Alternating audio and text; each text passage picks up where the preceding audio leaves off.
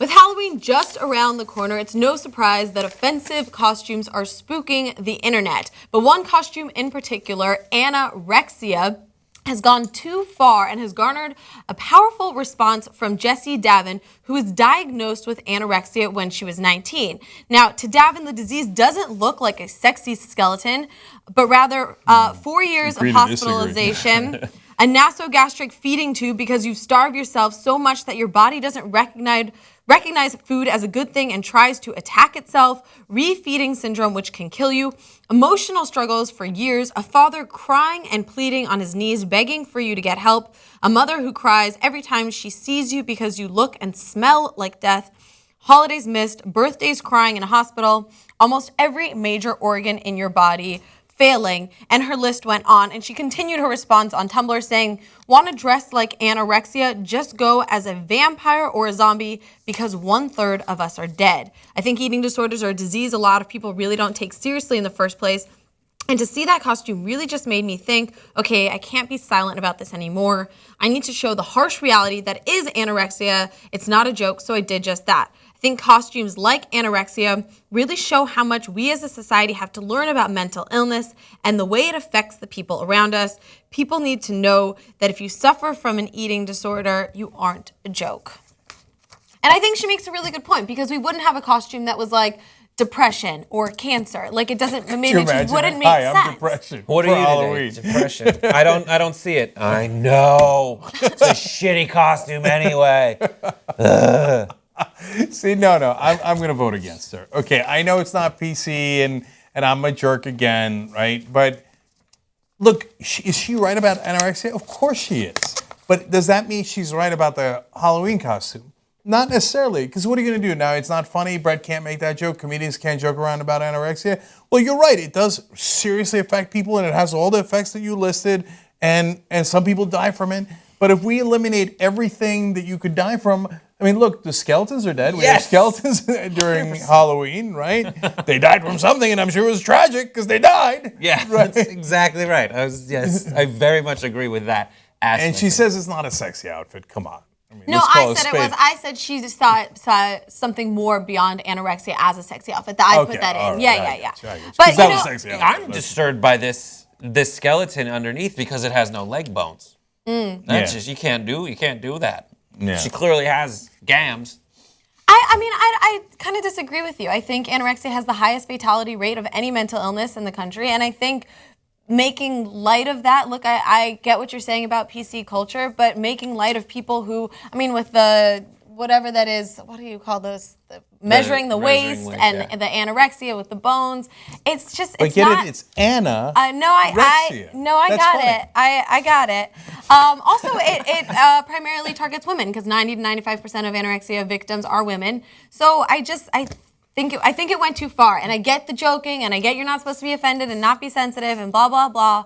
But I think there's a line, and I think this crossed it. My thought is this started as a skeleton costume, and they tried to name it with a clever name. Totally. And but I think the point that I most agree with you is the specificity of naming the disease. And I thought the same thing about the skeletons. I was like, skeletons, people who have died are probably going to be very offended by this. Right. But the specificity, thinking whether you have it called like Larry with cancer, like that is gonna piss people off. And I Rightfully think so. What's great, I think, about the general marketplace for costumes, they shouldn't not sell this. I think they should sell it, go ahead and sell it. I think things like this are great because if someone's like, listen, I want to make light of anorexia, this is my costume, and I think this is sufficiently funny for me to dedicate one of my Halloweens to this outfit, I then say, that's not very funny. You're not very funny. Yeah. And I move on. I get they should, and the whole marketplace will kind of take care of this. I don't think it's that popular costume, and it gives someone with anorexia who has been facing an uphill battle against a disease for years. It gives her a platform to say, hey, let's take this seriously. You can make your joke, but I can make my point.